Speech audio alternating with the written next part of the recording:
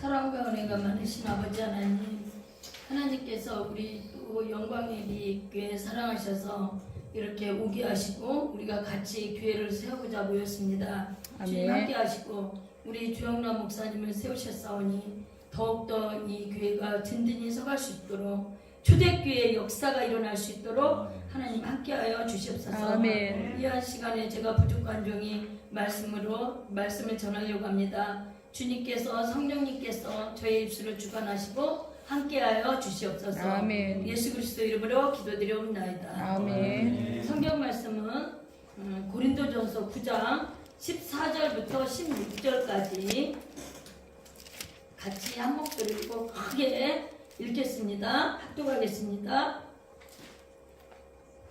이와 같이 주께서도 복음 전하는 자들이 복음으로 말미암아 살리라 명하셨느니라. 그러나 내가 이것을 하나도 쓰지 아니하였고 또 이 말을 쓰는 것은 내게 이같이 하여 달라는 것이 아니라 내가 차라리 죽을지언정 누구든지 내 자랑하는 것을 헛된 대로 돌리지 못하게 하리라.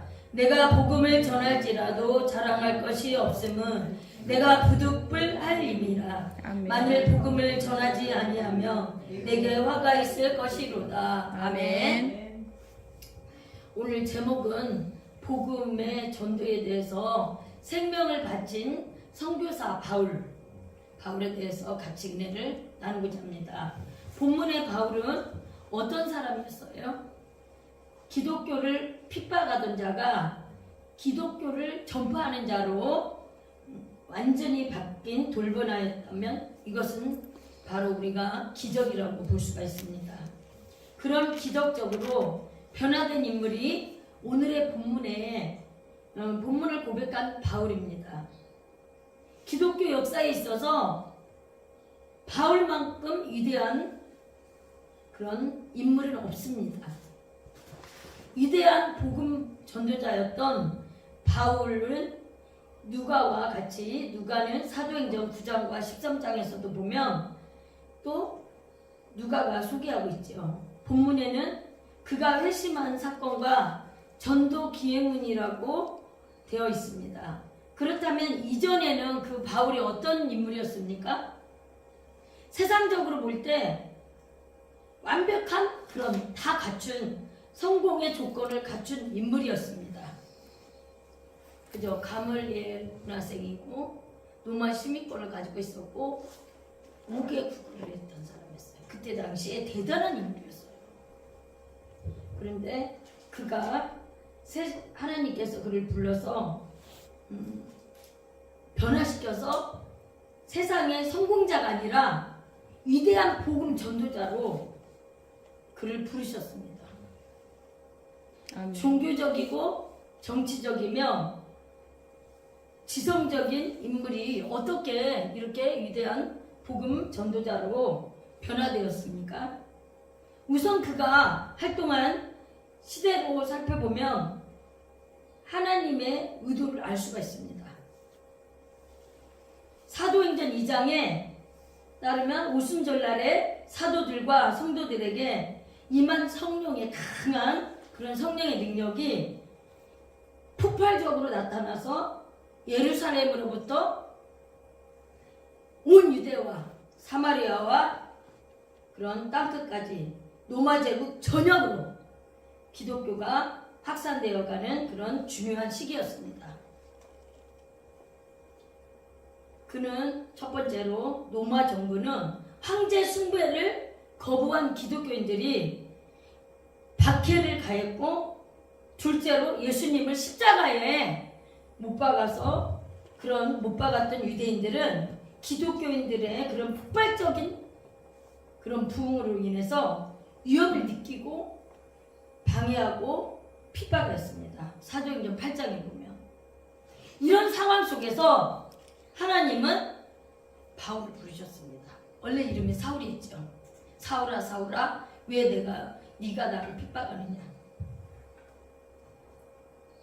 첫째는 하나님은 종교적으로 열정을 가진 바울을 은혜로 부르셨다는 겁니다.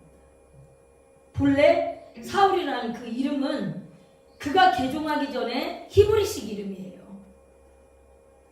여호와께 구했다. 그런 뜻을 담고 있습니다. 그런데 헬라식인 이름은 파울로스. 작은 자라는 뜻입니다.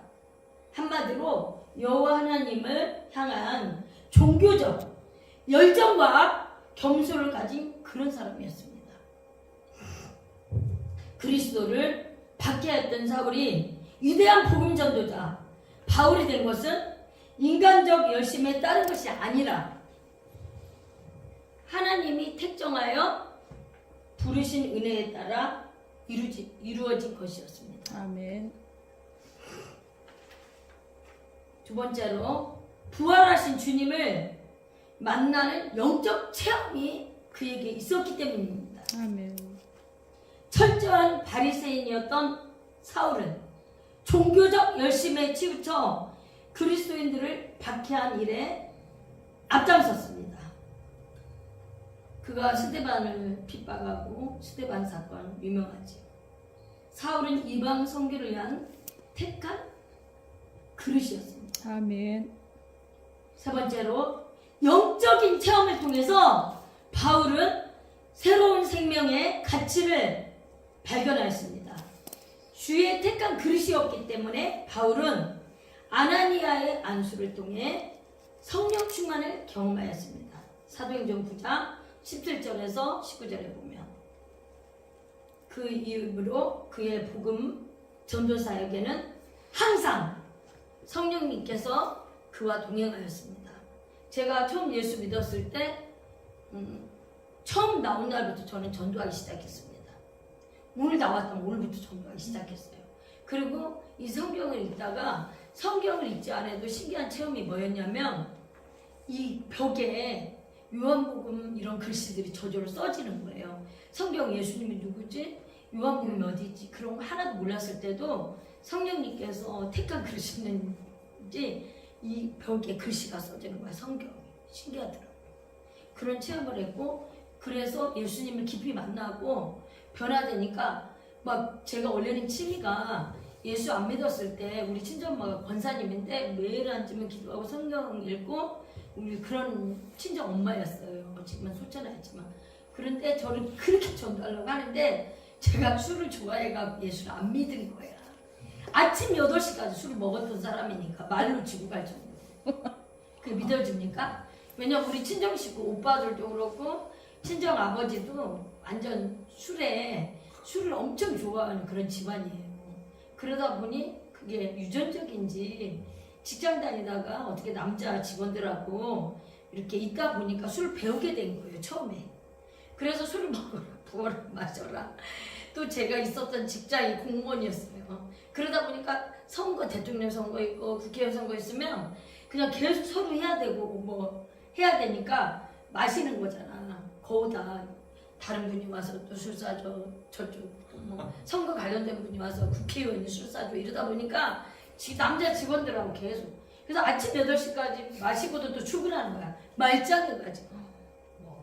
그런데 그러니까 엄마가 아무리 기도를 해도 제가 예수를 안 믿게 되고 핍박하는 그런 사람이었어요. 예수 믿는 사람하고는 재수 없다고 밥도 같이 안 먹었어요. 근데 하나님께서 저를 택하셔서 부르셔서 막 뜨겁게 강하게 체험을 안 주면 예수를 안 믿을 것 같았나 봐.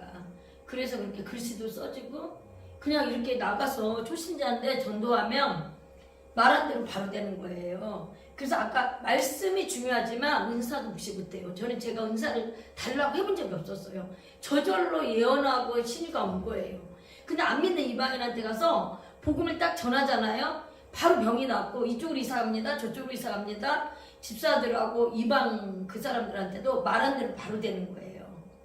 신기하더라고요. 근데 그런 것들이 중요합니까? 중요하지 않았어요, 저한테는.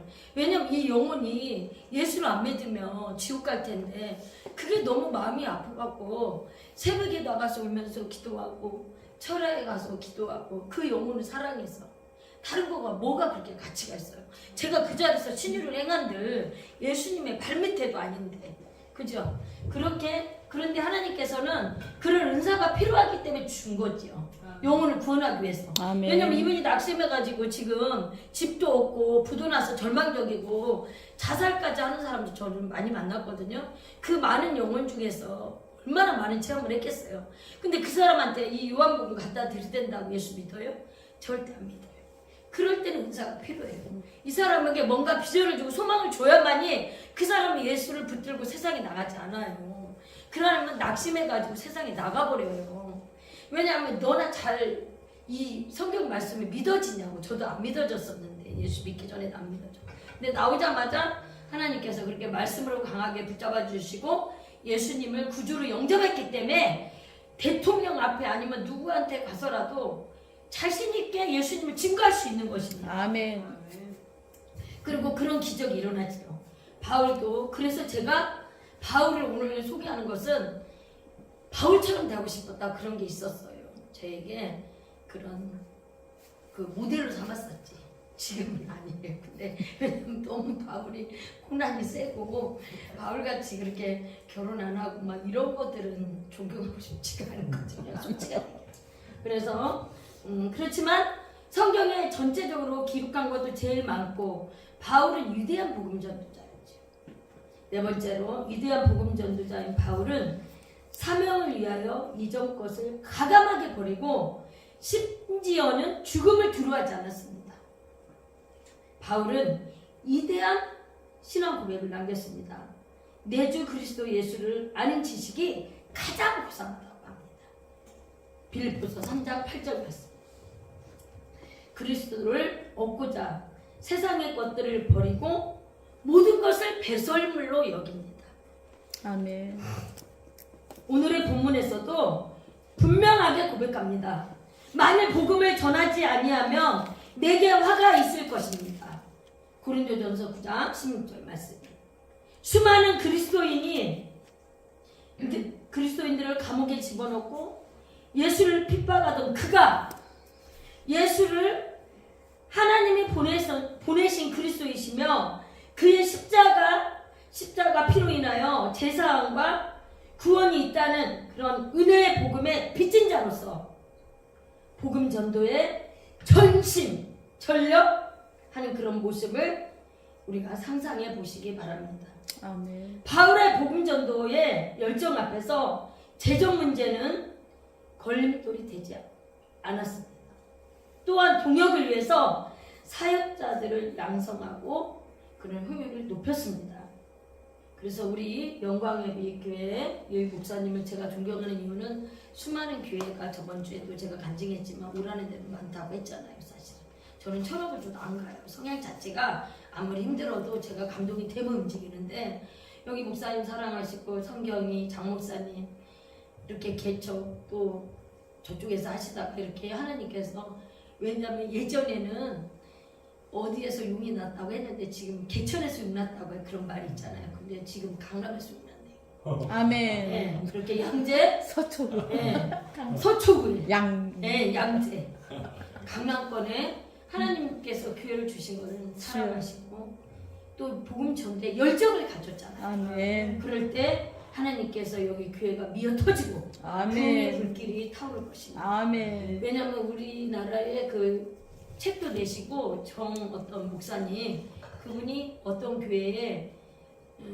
그 교회가 꽤 큰 교회에 부교자로 있다가 의견이 안 맞아가지고 헤어져서 분당에 개척하셨는데 그분이 설교도 잘하시고 책도 많이 썼어요.